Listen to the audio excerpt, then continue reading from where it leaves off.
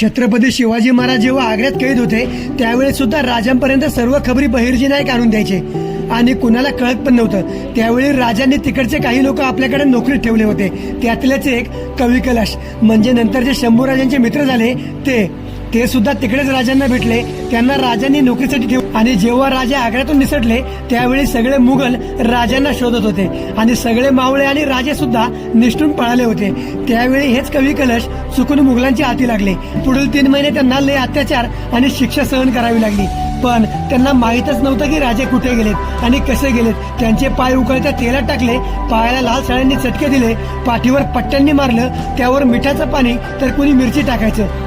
असे बरेच अत्याचार सहन केले, पण त्यांना काहीच माहित नव्हतं। मग औरंगजेबने त्यांना सोडून दिलं आणि ते तिथून निघाल्यावर स्वराज्यात परतले आणि शंभूराजांना भेटले व त्यांच्यासोबत त्यांची चांगलीच मैत्री झाली। शेवटी ही मैत्री शेवटच्या श्वासापर्यंत सोबत